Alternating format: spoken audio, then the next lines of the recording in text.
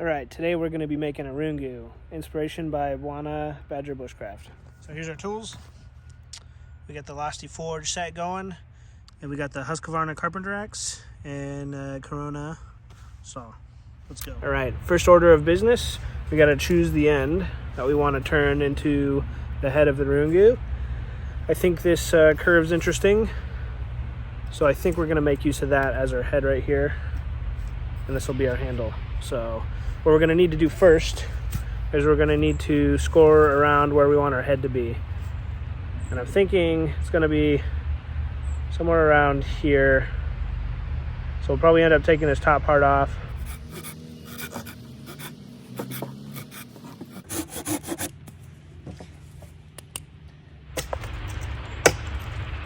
Now that I'm working on this, I don't think it's necessary to do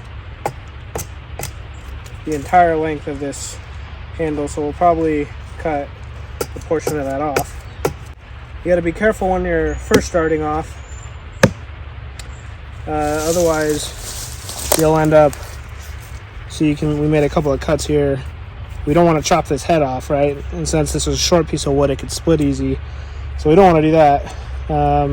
So you got to be gentle with your first few cuts, and then once you get a stopping block for your axe, you can go a little bit more hamish up in there.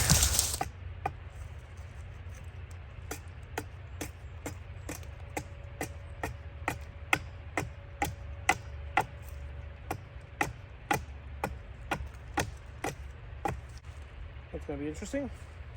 It's nice on a project like this to have a nice sturdy stump or something to work on that you don't mind possibly banging into a little bit. Here's a trick.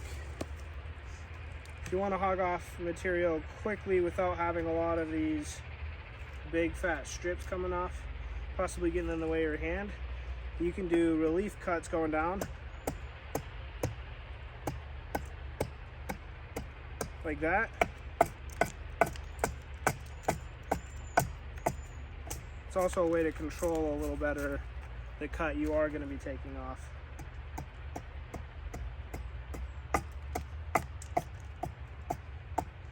A little trick for you.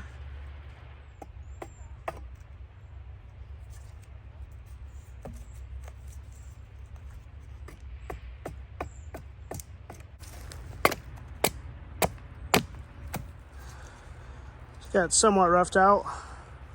We'll keep working at it. Now it is time to commence work on the Rungu here.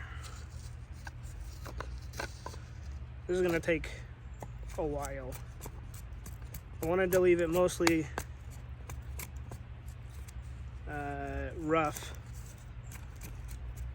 to see what these blades can really do, what kind of issues they'll have, etc.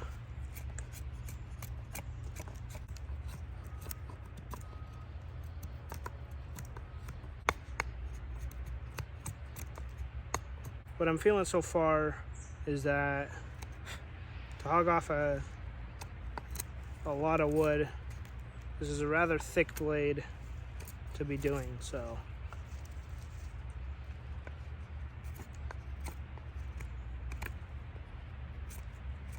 Now, even though this one is just as thick, this edge is a little bit more relieved. It's a little bit higher up on the blade, so it comes down more of a taper. I gotta say that the Nugget is way more enjoyable to work with overall. This handle's too thick. This edge is too, like, it comes to a fine point, but it's still a little too obtuse. It would take that grind down a little bit more. Like, it works, but it is harder to work with. And what I'm finding out, at least for this project, is I actually like having a flat handle like this. There's a lot to grip onto in this particular grip to work in this style, and that's actually really nice. I enjoy that quite a bit. So this is going to take a while. I'll get back to you when I'm a little further along. The big thing that I noticed between these two blades is in the curvature. When you're carving, the Nugget, likes to carve straight. It doesn't like to sweep like this. The natural curvature of this blade when you're going down automatically likes to take sweep strokes off. So an interesting concept would be that this blade might have more even wear across the blade because it likes to do that even sweep across. And I do appreciate that, because then you don't have, you see that one naturally just wants to slide down how the geometry of this works. It just does. It's just a natural thing that it wants to do. This is not natural, so you kind of have to move around the blade for different purposes, which is kind of an interesting concept. I'm fine with either one, to be honest, but like this one sometimes might take a little bit more force.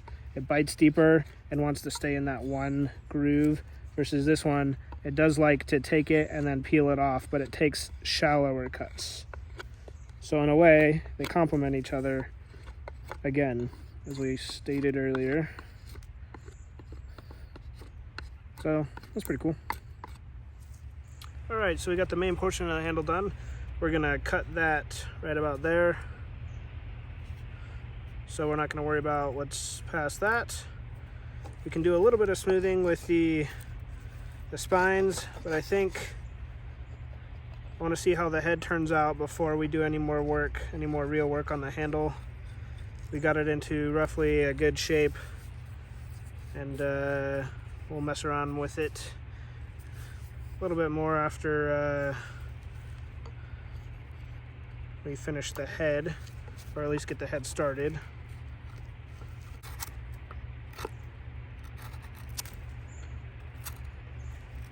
All right, so we got to be careful with this so we don't ruin it at this stage.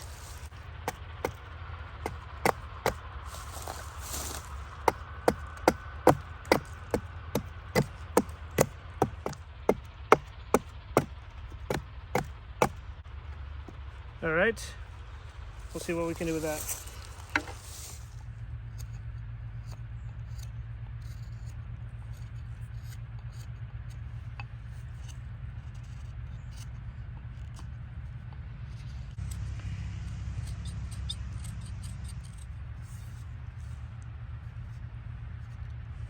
It's getting there.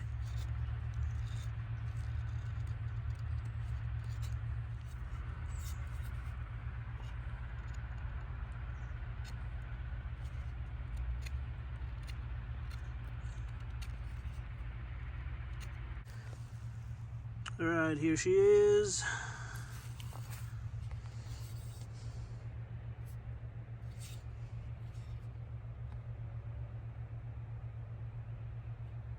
I left that little knob on there.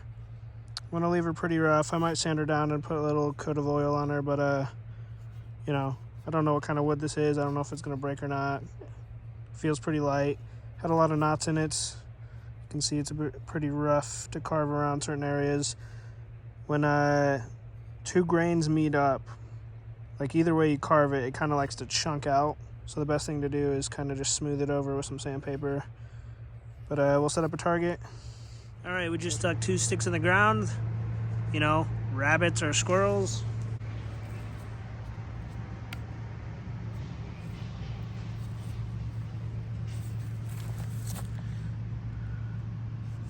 Super basic.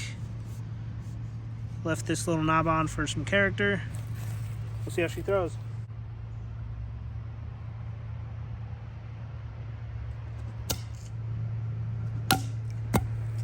Dang, so close.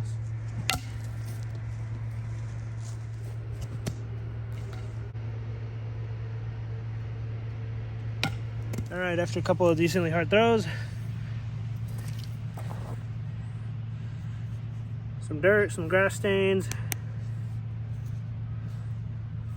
no splitting. Nice.